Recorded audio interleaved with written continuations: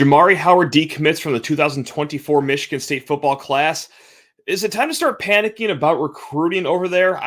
Quite frankly, you can decide that one. And then also, Hoggard, Jaden, Akins, did they enter the transfer portal or no? We got a lot more to talk about. Let's go. You are Locked On Spartans, your daily podcast on the Michigan State Spartans, part of the Locked On Podcast Network, your team every day.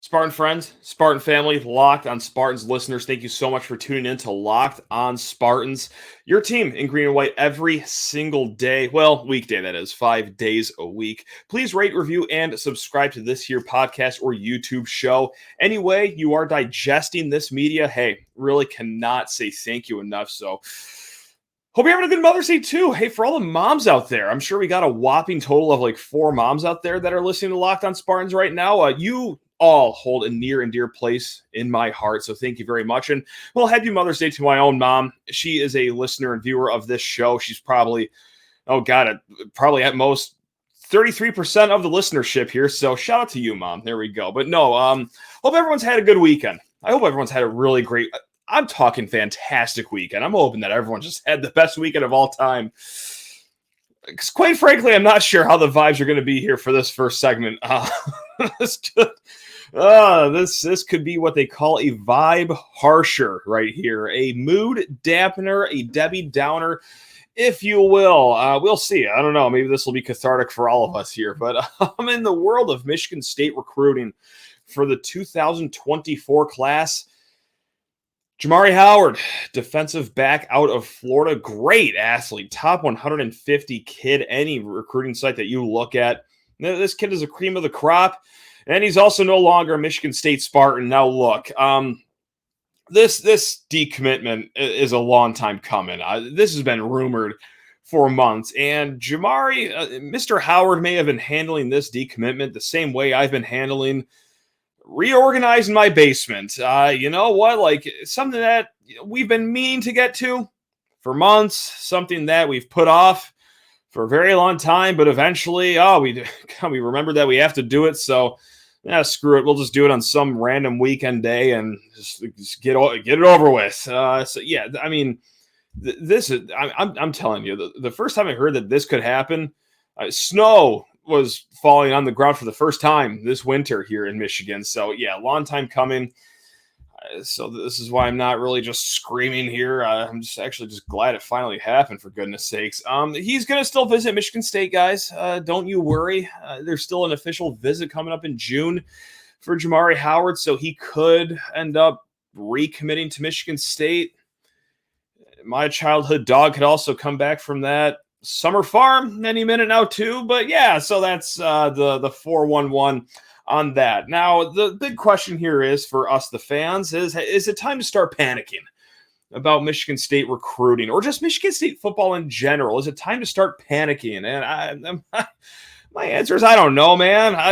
Everyone is entitled to their own feelings, their own opinion. And quite frankly, I had my panic moment somewhere between Ben Patton's missed field goal against Indiana to send us to a bowl game and the Keon Coleman transfer. Somewhere between that was my moment. But if this is your moment, I can't fault you for it, because let's go down the list of who's committed to this 2024 class, or just what this class even looks like. Now, at this point, it's small.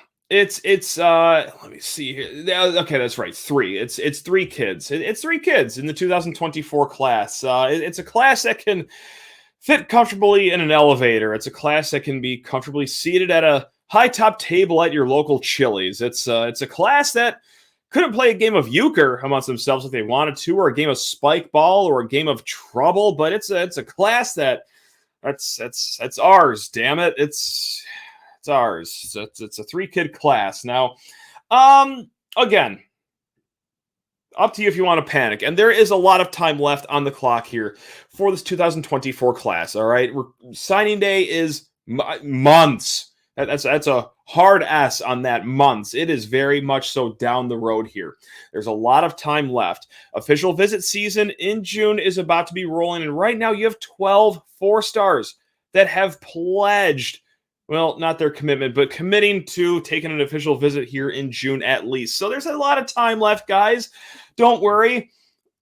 Just don't look at Michigan, who has 16 kids already for their 2024 class, Ohio State that has 13 kids for their 2024 class, or Penn State that has 13 kids for their 2024 class. And look, yeah, of course I'm referencing those teams because that's kind of what Mel Tucker was coached to be up with.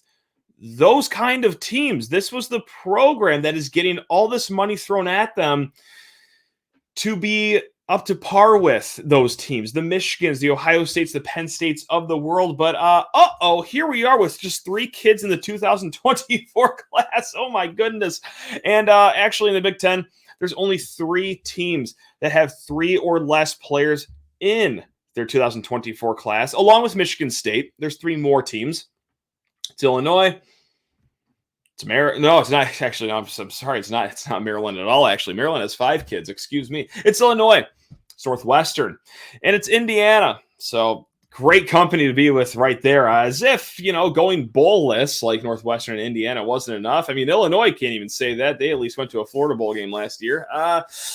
That's what we're dealing with right now. Is we are slow off the block. That starting gun shot, pow, and MSU is on the starting blocks for this 2024 class, and Michigan is 50 meters down the track. Ohio State 45 meters, Penn State 45 meters, and here we are. And again, hey, we are being harsh, maybe, if you will, asking a lot here for Michigan State as a program to be up with the Michigans, up with the Ohio States, up with the Penn States.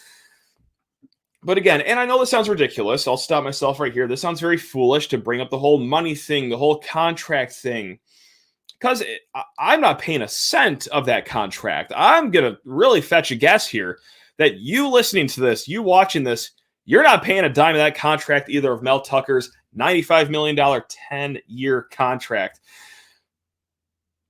But we're in a weird spot, right? I mean, okay, he's not necessarily paid all that money to coach, especially in late game situations. That's not for in-game coaching, right?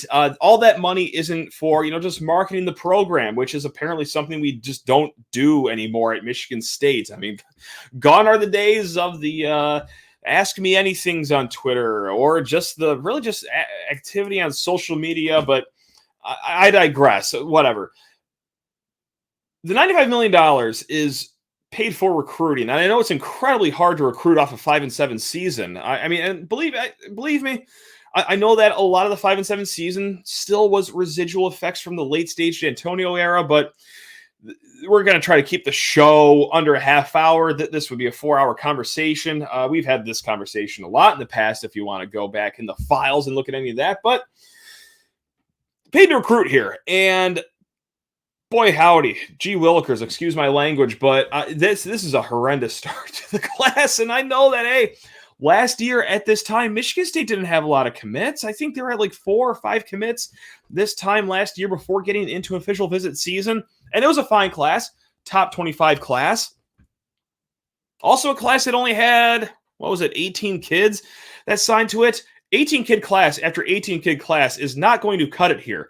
All right. I mean, yes, you have the 12 4-stars that have locked in their visits for June. That number will probably go up a little bit, but what's the number one lesson we all learned last year is that the kids that visit in June are far from guaranteed to commit. I mean, it'd be really the only way out of this to be up with the Penn States, Ohio States, and Michigans of the world. Jesus, as if like more than 80% of these 12 4-star kids commit, which isn't going to happen. So yeah, it's if this is your panic time, go for it. If yours was in the past, sure, I'm kind of sort of with you here, but if yours is yet to come, I'm actually fascinated to hear any reason that you would have, because long story short, I mean, this isn't a great start to the class necessarily. I mean, hey, the offensive line recruiting is going okay. I mean, heck, 2 of the 3 kids are offensive line recruits. So that's, hey, when the rest of the class is juiceless, at least you could put faith in the Juice squad right there. So anyway, that's just us commiserating about the 2024 class. Guys, of course, when we get closer to June, we'll break down the visits. I mean, we're going to try to bring a ray of sunlight into Michigan State football recruiting here. It's just very disingenuous to do it right now because, look, even though this is a decommitment that we saw coming from 48,000 miles away, still, you got to take a look at the picture of this program right here, and it's a blurry picture. So, all right, we're gonna be back here with more just great news here in a hot segment. First, need to talk your ear off about FanDuel Sportsbook. Gang, Eastern Conference Finals, Western Conference Finals, they are right around the corner, and get in on all that action. We're talking same game parlays, first basket scores, or hey, elevate that like me method of first basket scores. That's right. Hey, you know what? If you didn't like Gary Payton at, what was he, 20-1 for the first basket for Warriors against Lakers at game 5 or 6, whatever, game just happened 6. I had 110-1 Gary Payton jump shot. That's right. That's a FanDuel bet that you can go grab right now. Go grab them for the Eastern Conference Finals games, Western Conference Finals games, or NHL that's more your speed, MLB if it's more your speed. And if you're a new customer, hey, you get a no sweat bet up to $1,000. That is up to $1,000 back in bonus bets. If your first bet doesn't win, just visit FanDuel.com/lockedon and get in on the no sweat first bet action up to $1,000. That's right, gang. That is FanDuel.com/lockedon. It's FanDuel, official sports betting partner of the NBA. And I'm sorry to say, let's get back just into a little bit more football talk, and then we're going to talk basketball. We're going to talk Akins, Hoggard. I know at the start of the show I said, are they in the transfer portal? I'll just cut it to the chase right now. As far as we know, no, they're not. But we're going to get to more of that in a hot second. Right now, let's keep the ball rolling with football. Yeah, all right, there we go. Hey, we talked about a few transfer portal visits that happened very recently, specifically in the wide receiver department because, hey, look, Michigan State, so far so good in the spring transfer portal window after a pretty solid portal window in the fall. I'm not going to be negative Nancy completely here for the rest of the show, all right? Allow me to actually just not be a Debbie Downer right here. It's been a fine transfer portal window, all things considered, for Michigan State for the kids coming in. I mean, yeah, sure, Keon Coleman leaving wasn't great, but for the kids coming in, and especially in the spring transfer portal window too. Armarion Smith, Keon Stewart, those are fine additions. Those are great depth pieces for the defensive secondary. That was 1A and 1B on my list, is just let's get a safety that can back up these guys. And let's get a cornerback that can also add depth too. And if not, hey, God, Keon Stewart may even be able to start week 1 this upcoming season. Who's to say? But right after that, okay, you are going to want a wide receiver. And you're kind of saying this maybe even before Keon Coleman transfers out of the program. And now that he's transferred, okay, a receiver would be pretty nice because, look, the room that Michigan State has right now is fine.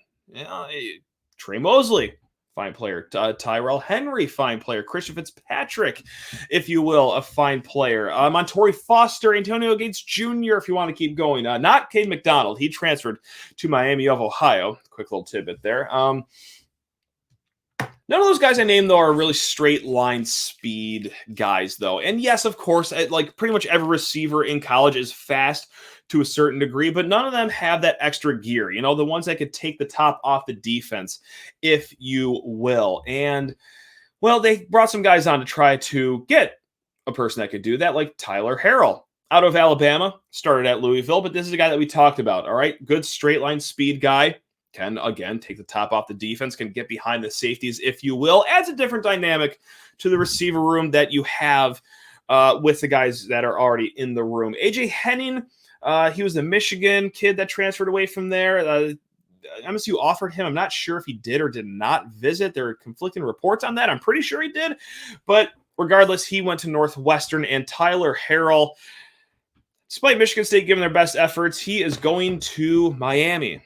That's right, Miami, which has a NIL fund that's definitely not run by a guy that's bankrupt. Anyway, whatever. They also hosted Ja'Day Walker.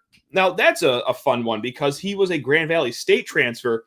Insane tape, but he wasn't a straight line speed guy. He was more of a 6'4", go up and get it, jump ball sort of guy. But again, like when Keon Coleman left, We could have used another jump ball guy because the guys I just named, I don't know how many of those guys are going to be jump ball receivers. I mean, perhaps Christian Fitzpatrick, he's got the frame for it, 6'3", 6'4", but again, like they went fishing for receivers after getting some defensive secondary depth and struck out. And that's just, yeah, I mean, you've heard it in my voice the whole show. That's a bummer.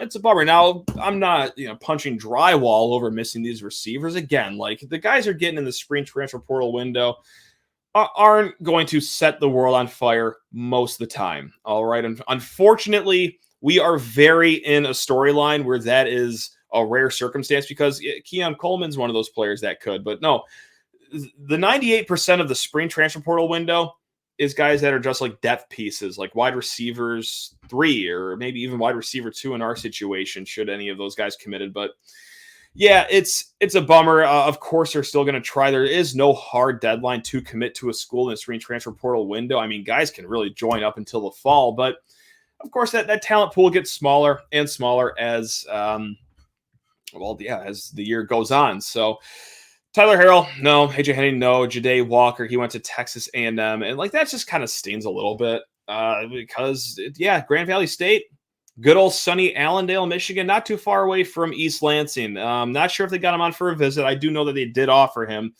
But, it never really seemed like we were even in those sweepstakes, which, God, can we just get one just piece of good news around here? I mean, it's... Oh man, like our nutritionist is leaving, the GM of recruiting's leaving, our starting receivers leaving, our starting quarterbacks leaving. It's like, can we just like get one crumb of good news around here? Andrew Dennis, 3-star Mount Pleasant offensive lineman. Thank you for committing to Michigan State. Logan Bennett, shout out to him. Let's go, fire up. Yeah, man, I'm starved for good news here. Yeah, so this is what we're gonna do. This is what we're gonna do. This is how we're gonna get the good news going. Switch it to basketball. When in doubt, just break that in case of emergency glass and start talking about basketball. It's the two players that we've been talking about the last few weeks. I don't even know if we've mentioned another player in this program in the last few weeks.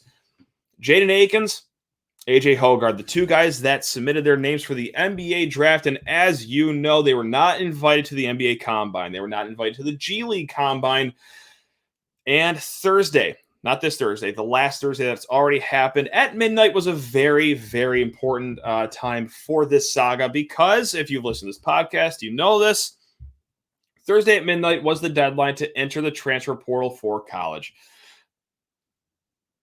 As we know, as far as I know, the people I've talked to that know people in the program, people that I've talked to that may or may not be in the program, who's to say, they don't suspect that any intention of transferring was made by Jaden Akins or AJ Hoggard.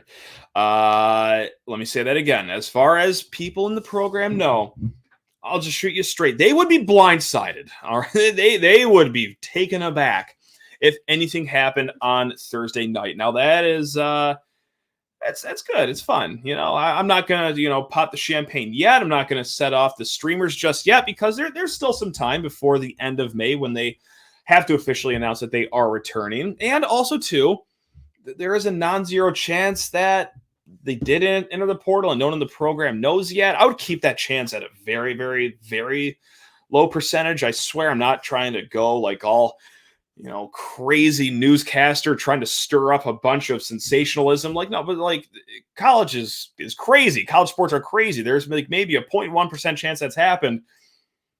It would shock everyone in the program, though, if that did happen. So there's the news right there. Moving forward, though, yes, we got a question or two about the combine.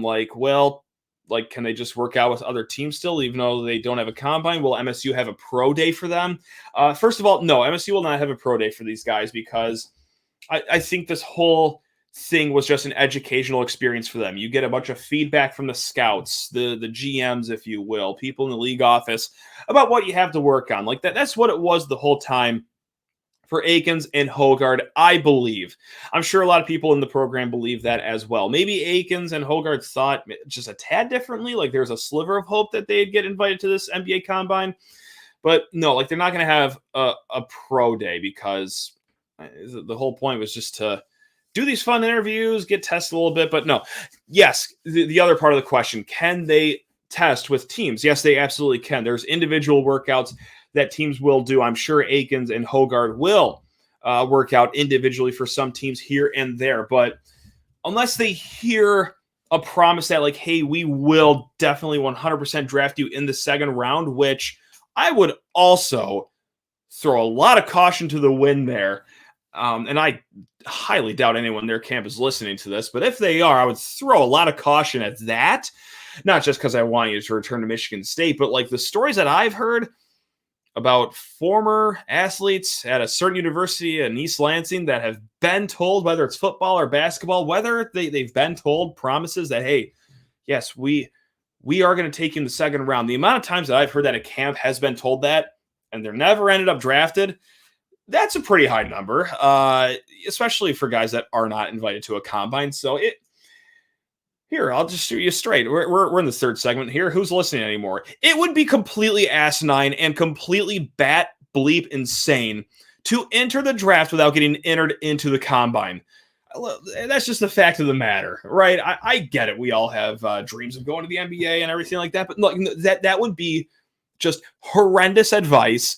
You would have to cut off everyone in your life that has even mentioned that maybe you still enter the draft after not getting invited to the NBA Combine. And again, this isn't just because I'm a huge Michigan State fan and Michigan State can be a top 3 team next year should both these guys come back. But like, no, you're signing up for a very, very, very, very, very, very sad draft night because that's those promises that those teams make at individual workouts are far from promises, honey. So yeah, again, this is a very long and drawn out way of me saying that expect these guys to return anytime between right now as you're listening to this and May 31st when they have to take their name out of the NBA draft to retain any college eligibility.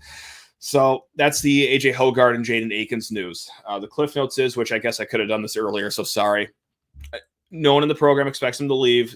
It would be just a devastating surprise. A devastating surprise, if you will, if they did enter the transfer portal. So that's what you got right there. In other Big Ten news, Mackenzie Mgbako. God, I hope I said that name right. Top 10 kid, 5-star, McDonald's All-American, all the good stuff. He was committed to Duke for the longest time, but when Kyle Filipowski announced his return to Duke, well, he said, what gives, man? That's the role I was going to play. I'm decommitting. I'm out of here. He commits to Indiana. That's right. The Hoosiers get the 5-star big man. And I, quite frankly, surely this won't bite me, but like, no, really at the time, I couldn't be bothered by anything less than Indiana getting a 5-star or a good big man. Like, oh no, they got a 5-star. They get one of those every year for the last decade. Oh my God, they have a good big man now. Whoa, get out of the Sweet 16 before you have me shaking in my boots. Get anything higher than like third in the conference. It's big news, sure, but like I'm almost more happy to see him go to Indiana than I am to see him go to Kansas. I mean, that's how little I respect everything going down in Bloomington. You wasted 4 years of Trace Jackson Davis. 1 year of Mackenzie Mgbako. I can't be moved by it. I'm sorry. And this is going to be a nice, fun clip to send out on social media once, Indiana beats us 72-69 at Assembly Hall this year, but whatever. Like, it's not a needle mover, but it's May. We're talking about literally anything that breaks news these days on Locked On Spartans. And the 5-star being a very late addition to an interconference foe. It's going to bring that up at the end of the show here. Again, hey, gang, happy Mother's Day to everyone out there, especially to the moms. That makes the most sense. Have an incredible week. I'm sorry if this dampened your mood at all, but if there's one thing you can count on us at Locked On Spartans, we're going to shoot you straight. You're going to get the raw feelings behind everything. So, and you're also going to get the news, all the fun, everything there is to offer the next few days here. Gang, I truly love you all. Let's all have a great week. Go Green.